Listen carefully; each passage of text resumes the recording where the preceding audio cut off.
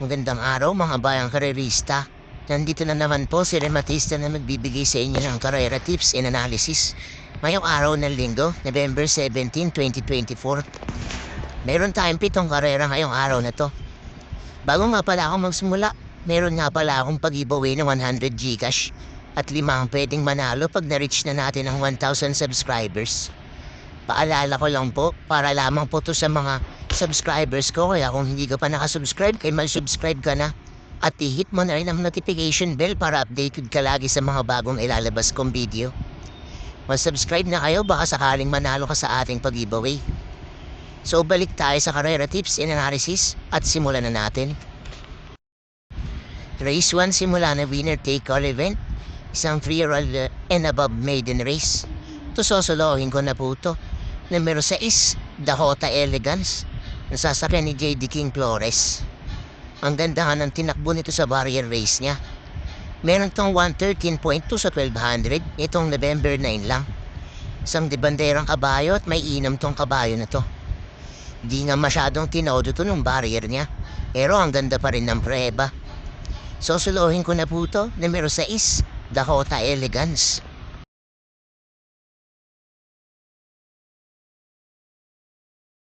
Lipat naman tayo rito sa race 2.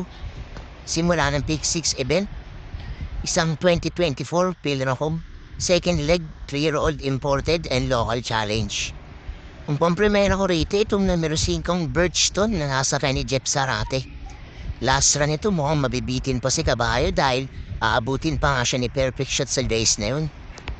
Meron tong 154 plat sa 1800 noong October 13 pa. Isang debanderang kabayo at matulin nga tong kabayo na to. Talagang mainam tong kabayo dahil sunod-sunod ang panalo nito nakaraan. Tingin ko siya pa rin naman ang malilimado sa race na to at baka ma-outstanding pa nga to. Second choice ko na rin itong numero 4 Perfect Shot na nasa ni Allison Pabilik. Ito maglalagay lang ako ng protection kung sakaling masilat si Birchton. Ito na rin siguro ang kayang makatalo sa kanya rito dahil ito rin yung kalaban ni nakaraan. Last run ito, meron din tong 154 plat sa 1800 din, noong October 13 din. Muso nga lang sila nagkatalo ni Birchton dun. Isang dirimating kabayo at dito baka masilat niya na si Birchton pag naubusan sa harapan. So first choice ko numero 5 Birchton. Second choice numero 4 ang Perfect Shot.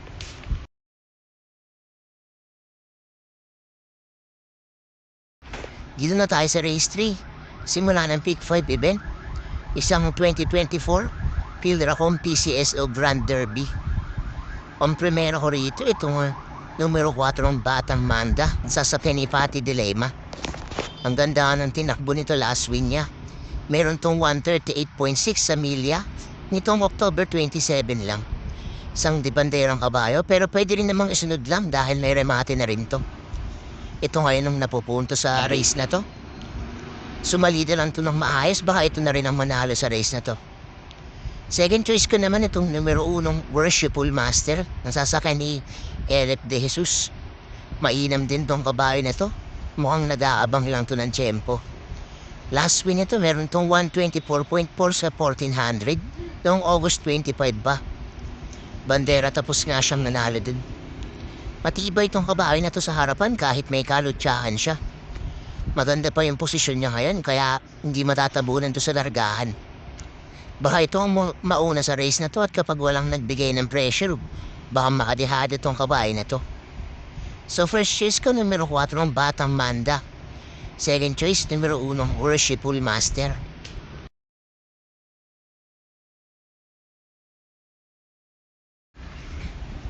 Lipat naman tayo rito sa race 4. Simula ng pick 4 event. Isang class 5, 6-10 split. Ang pampremera ko rito, itong numero 2 na si French Leather, sasakyan ni JB Ponce. Nabitin lang to last run niya. Meron tong 129.6 sa 1400, nitong November 9 lang. Isang dirimating kabayo, tingin ko kayang-kaya niya na tong grupo na to dahil medyo gumaan na nga ang mga kalaban. Mga salida lang ng maayos, baka ito na rin ang manalo rito.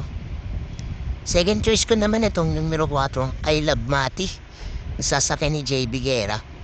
Ito magandang pandehado sa race na to. Last win nito meron tong 130 flat sa 1400 noong October 12 pa. Isang diremating kabayo at naghihintay lang to lagi ng tiyempo. Huwag lang matatabunan sa largahan at makapwesto lang ng maayos, baka maadehado pa to rito. So first choice ko numero 2, French Leather. Second choice, numero 4, I Love Mati.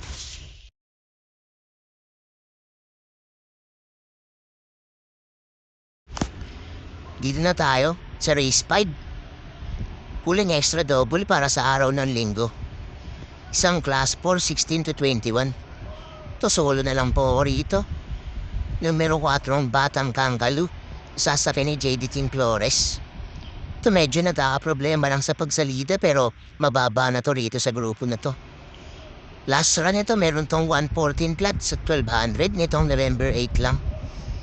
Isang diremating kabayo at malakas nga tong rumemate. Dumay na rin to ng regular jare niyang si JD King Flores. Sumalida lang to ng maayos, makakakuha na to ng panalo rito. Kaya susuluin ko na to. Numero 4 ang Batang Kangalu.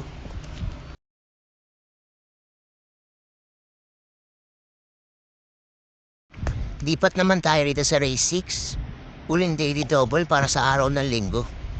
Isang class 4, 22 to 27. Ang pampremera ko rito itong couple entering 3 at 3A na si Autumn Shower at Jubilum. Nasasakay ni BJ Galieta at CB Ardonia. Parehas na magaling tong couple entry na to. Isang di bandera at isang diremating kabayo. Itong si Autumn Shower nanalo to last run niya. Meron tong 113 flat sa 1200.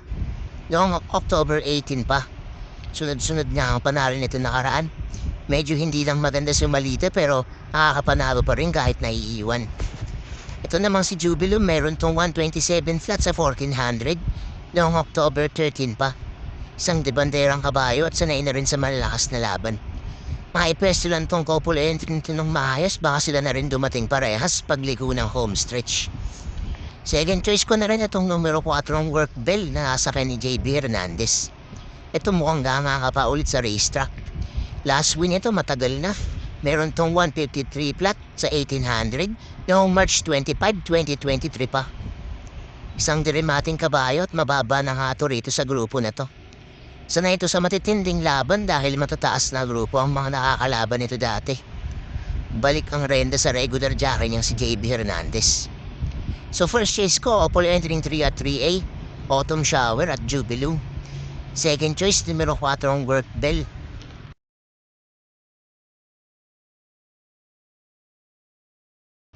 Dito na tayo sa race 7, huling race para sa araw ng linggo at paratigan na ng winner take all. Isang class 5, 11 to 15 split.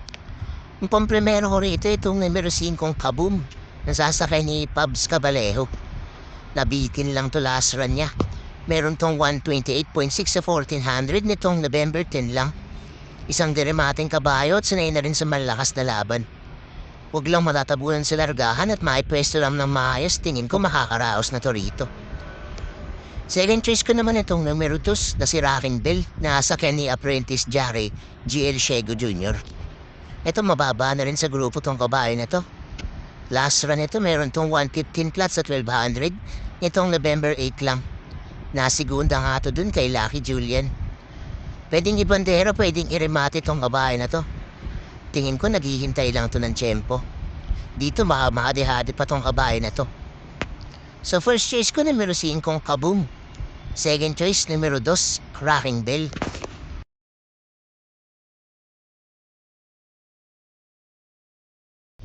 So doon nagtatapos ang ating karera tips and analysis para sa araw ng linggo.